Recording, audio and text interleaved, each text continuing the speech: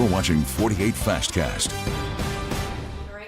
All right, good morning. Happy Friday. Welcome to the Fastcast. We've got to talk about the weekend. We've been talking about the weekend all week. Yes, we've got dangerous cold wind chill values coming our way. Waking up tomorrow morning anywhere from 0 to 10 below. And if you have to head out, please dress warm, dress in layers, cover any exposed skin. 3 P's of cold weather: people, pets, and pipes. Do your best to protect all 3. Keep dripping those faucets. Do good home winter preps for this weekend. Cold weather advisory kicks in tonight all the way through noon Sunday. This is this afternoon. It will feel like 20s and 30s, but this all changes overnight. Wind chill tomorrow morning, 0 to 10 below, and we stay in the single digits for the entire day tomorrow. This is your 48 First Alert Road Report, sponsored by Bankston Motorhomes. All right, we've got 7:01. Meteorologist Jeff Denoer in with us again this morning. Jeff, good morning. Kind of a chilly start. We've got more frost, but tomorrow is the morning that you just don't want to be outside in general. Yeah, the real deal cold comes in tonight, impacts your day on Saturday. But right now, the morning commute, not that bad on 565 car-wise. I mean, you're shivering when you get to the car, you're blasting the heat to work. But overall, not so bad on 565. But you do have some slowdowns in Decatur right now this morning. And you do have some slowdowns in Huntsville. Maybe not on 565, but 53 and the Parkway is slow. As you approach Chapman Mountain, you'll be hitting the brakes a bit, too, at the lights at Shields Road and Moores Mill. Here are your drive times this morning. Athens to Huntsville now up to 38 minutes. Gina? Jeff, thank you. Back to that breaking news we've been following all morning long. One person is dead after a townhome caught fire in Madison. Yeah, 48's Matthew King has been on that scene all morning long. Matthew, what's the latest?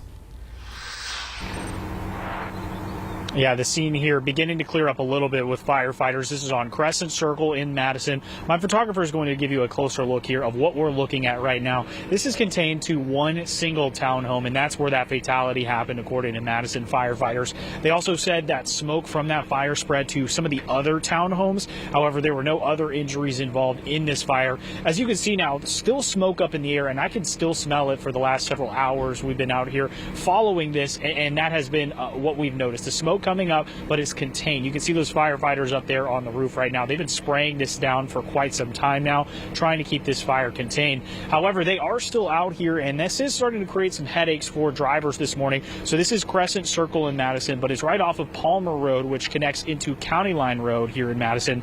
If you drive on Palmer Road, drivers are being asked to move around right now. While this is still an active scene, you are asked to find an alternate route this morning. I would recommend you take a different route into work. We are still working to learn the identity of the person involved in this fire who is deceased. We're also working to learn the cause of the fire, which is also under investigation. Reporting live in Madison, Matthew King, 48 on your side. Matthew, thank you. Now to a 48 News update on a family in Danville that lost everything right before Christmas. After hearing their story, you all stepped up to help. One man even donating an RV to this family. Yeah, and while they're thankful for all of those donations, the Martinez family has still been struggling for weeks. 48 Sarah Grace Kennedy joins us live in front of the Speak Fire Department. That's one of the fire departments that responded to this. Sarah Grace, the family has been dealing with some dangerously cold conditions after their generator failed. Right. The family has been living in that donated RV for over a month now, but just in the last 3 weeks, the generator they were using to power that RV gave out. So for weeks, the family has been sleeping in one room, huddled around a propane heater just to stay warm because they have no power or heat. The family also had a mobile home donated to them. However, the home needs extensive renovations. There are holes in the floors and no electricity because it costs thousands of dollars to install a power pole with the utility company.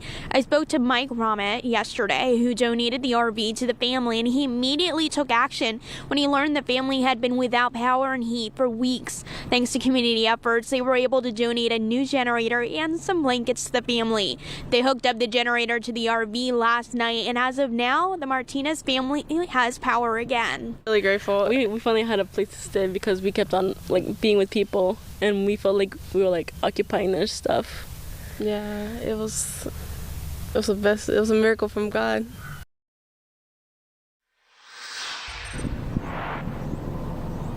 Although they were given a generator, they still don't have electricity and they still need to make extensive renovations to that trailer. So if you would like to help this family, the GoFundMe link will be linked with this article, with this story later this morning. Live in Danville, Sarah Grace Kennedy, 48 on your side. Sarah Grace, thank you. A local family says they are still searching for answers as to why their loved one died in Decatur police custody. John Scott's mother called police last year while he was having a mental health crisis. Scott died shortly after being arrested by Decatur police. Body camera video shows a physical altercation between Scott and officers, and new video released by the Morgan County Jail shows Scott with a hood covering his head. Scott's family says he should have never been arrested in the first place. She wanted help. She didn't want him to go to jail, or she didn't want him to get arrested. He wasn't supposed to be arrested anyway, but she didn't want that. She wanted help. That's what was supposed to be happening. Scott's family says they want the officers involved to be held accountable. To read this full story, you can visit our website, WAFF.com. In Huntsville, a woman is facing serious charges after being accused for starting a murder-for-hire plot. Now, Tahira Allen is charged with conspiracy to commit murder and electronic stalking. Now, court records we obtained show that she hired a person identified as Trey and another person who is unnamed, then drove them to the victim's home and gave them a gun. Investigators say the gunman shot at the victim but missed. Allen then allegedly put a GPS tracker on the victim's car 2 days later. Now, her neighbors say they were shocked to see her being let out of her home in handcuffs. I wouldn't expect nothing like that from that house. It's hard to know what goes on behind closed doors. I feel like I'm okay because, they didn't come and knock on my door. I try to stay in a safety zone anyway. I'm too old to be out here getting in trouble. Madison police spokesperson told us no other details on the case could be released at this time. Well, a Tennessee man is behind bars accused of picking up a child for sex, then abandoning them in the cold. Limestone County deputies say Kong Powell allegedly traveled from Franklin to Limestone County, coaxed the child out of their home, and then drove off. They then say the child was abandoned and Powell fled the county. Now, about a week later, Powell was arrested in Tennessee and extradited to Limestone County. He's charged with traveling to meet a child for sex. Now to a 48 News update. The Madison City Council has extended a tax that will benefit the city's schools. Revenue from Madison's half-cent sales tax has been going to Madison City Schools since 2009, but it was set to expire in 2027. However, the city has now made the tax permanent. The tax has already generated $120 million, which will go toward renovations at James Clemens and Bob Jones High Schools. Superintendent Dr. Ed Nichols says this makes their plans much clearer. Now we can go to the market and guarantee funding for the projects we want to do, and we've been unable to do that. The most important thing, I think, for me was just hearing our council talk about the partnership that we have with them, and that in the past few months, the dialogue that we've had and the communication that we've had, and how much they appreciate our school district. More than 13,000 students currently attend Madison City Schools. Well, hundreds of millions of dollars in state SNAP funds are hanging in the balance right now as state lawmakers are working out the 2027 state budget. Lawmakers heard from the Department of Human Resources about the state's rising SNAP error rate. Now, that rate is a combination of the state inaccurately processing benefits, along with recipients failing to report changes in their living situations. Alabama's rate is currently at 9%, but under President Trump's budget bill, states with an error rate of more than 6% will have to pay a greater share of the SNAP costs starting this year. Now, one state senator says better communication at the local level could potentially reverse this trend.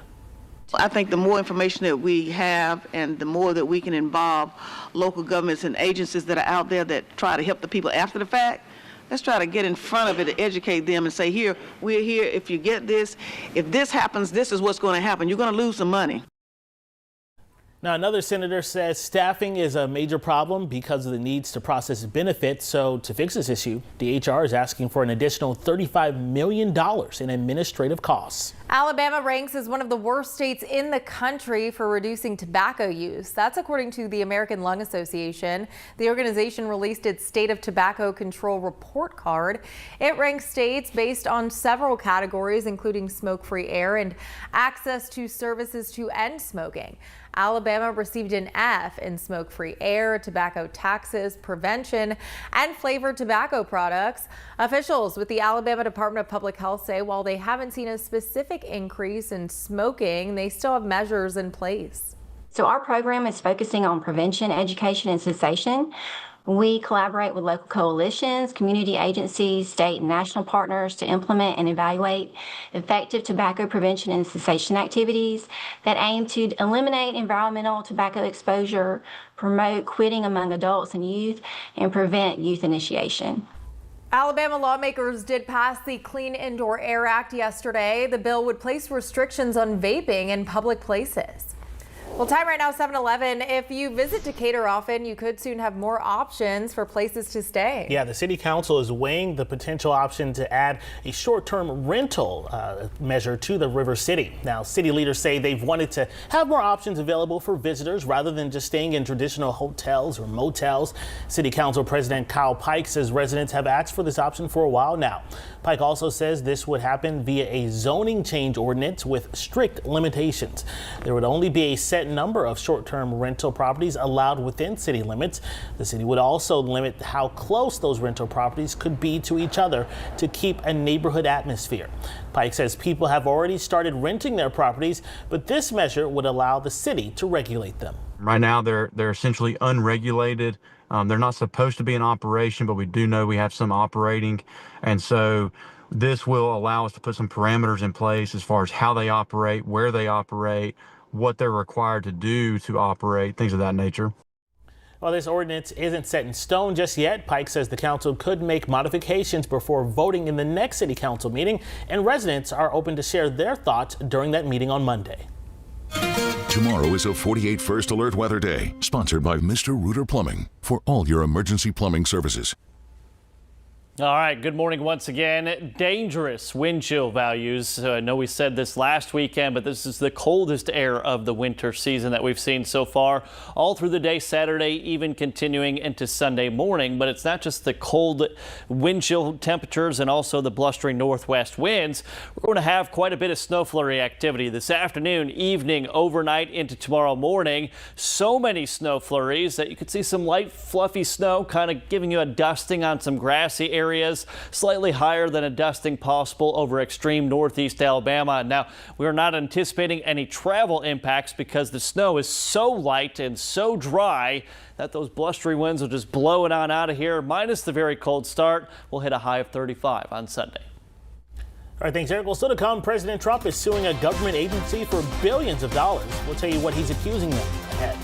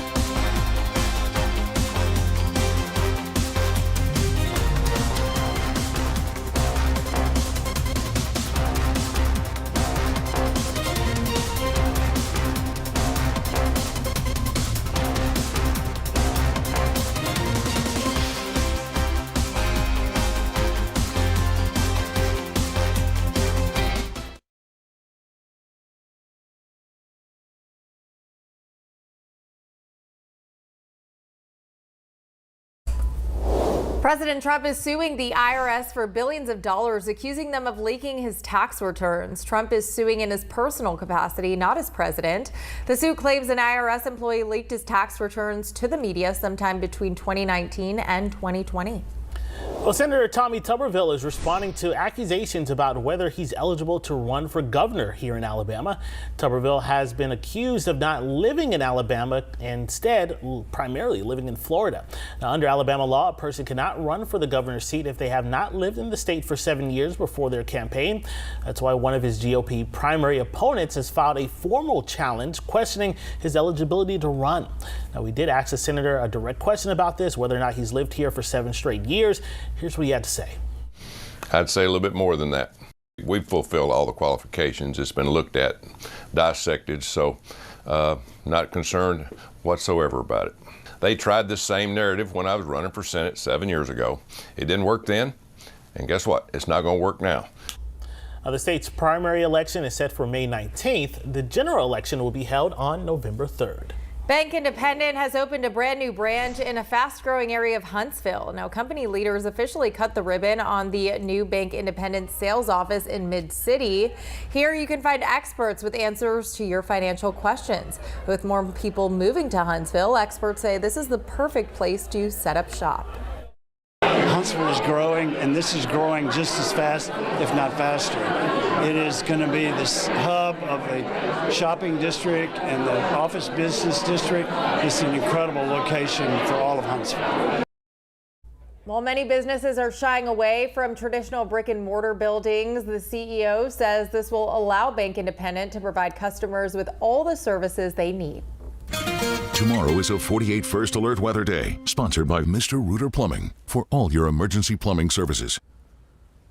7:16 cold weather advisory starts tonight through Sunday around noon, and this is for those wind chills or feels like temperatures that are going to be downright nasty Saturday into Sunday morning. Here's 4 o'clock this afternoon. It feels like 20s and 30s, but this is tomorrow morning. Even just letting the dogs out briefly, that will be enough to really let you feel that cold. 0 to 10 below for that morning wind chill. We stay with the wind chill in the single digits through the entire day because these winds will be relentless. And then Sunday morning, waking up anywhere from 3 below to about 3 above. A mix of sun and clouds this morning. Then the clouds really start to push in. Afternoon temps will make it into the low 40s. What we're tracking is flurries this evening.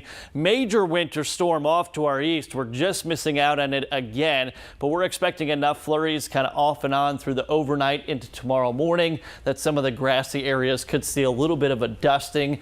Brutal cold tomorrow, blustery winds. Sunday afternoon looks a little better, 35, 46 Groundhog Day Monday, and then finally just back to tracking normal winter stuff, and that's just plain old rain coming for Tuesday and Wednesday. All right, well, looking forward to that, I guess, as well. Yeah, something to look forward to, but I hate our weekend is so cold. I know. But at least it is the weekend, and hopefully you'll enjoy that inside. That's right. All right, y'all, we'll be on air with more news, weather, and traffic, so keep it there.